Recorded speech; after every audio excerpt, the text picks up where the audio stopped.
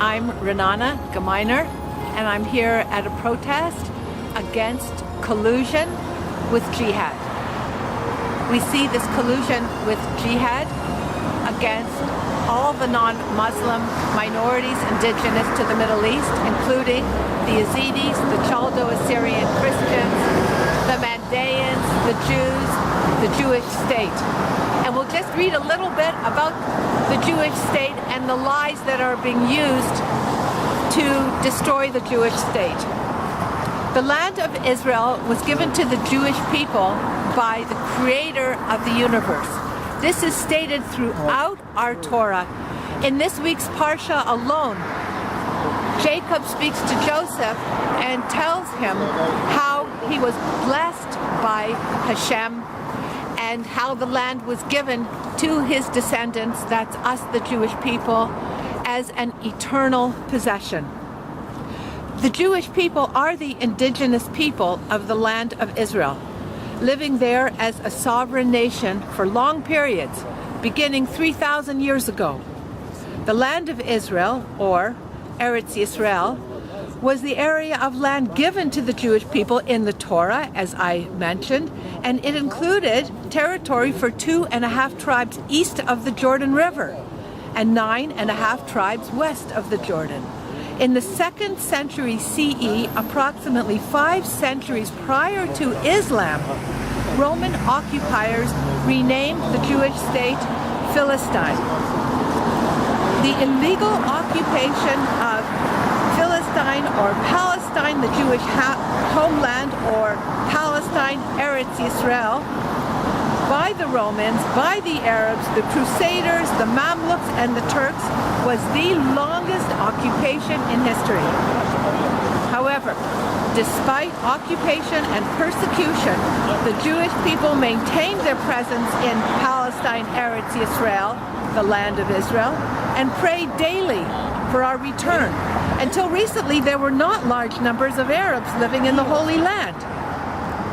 For example, the noted Arab scholar Ibn Khaldun states in 1377, Jewish sovereignty in the land of Israel extended over 1,400 years.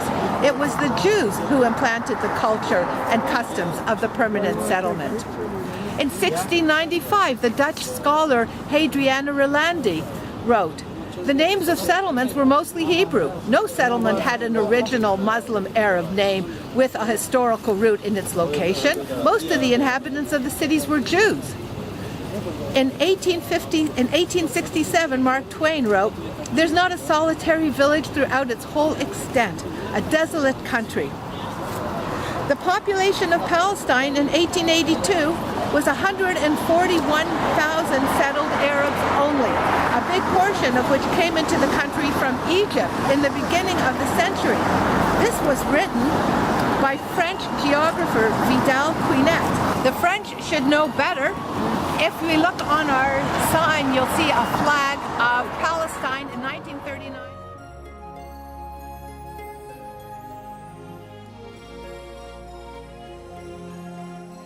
Well-known French dictionary, the Larousse dictionary, and the flag of Palestine is the Jewish star.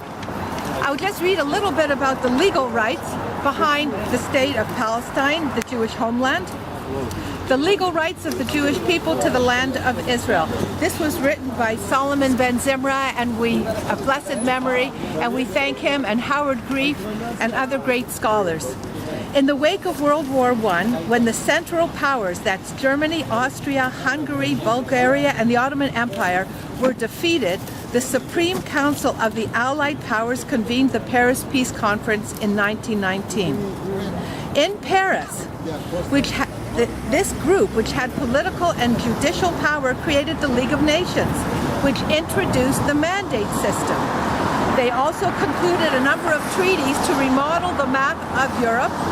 They dispossessed the Ottoman Empire of its sovereignty over its territories in the Middle East, and they heard the claims presented by both the Arab delegation and the Zionist organization with regard to those Middle Eastern territories.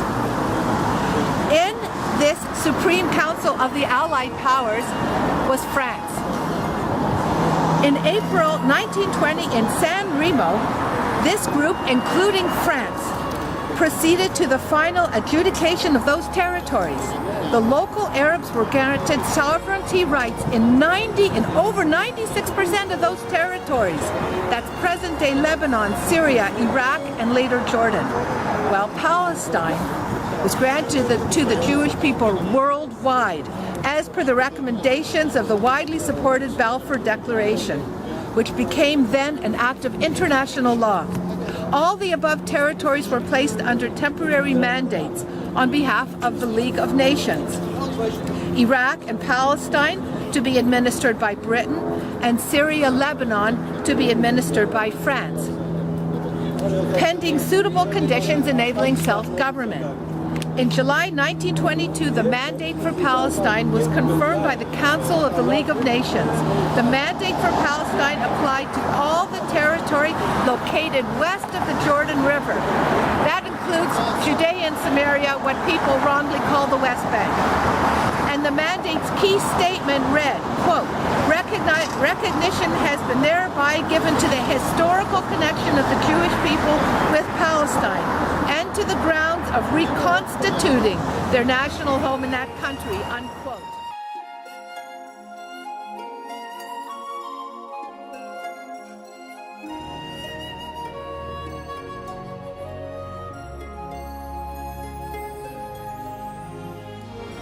The reconstitution and not the creation of the national home recognized pre-existing Jewish rights to the geographical region known as Palestine, based on the 3,200-year historical connection of the Jewish people to the land.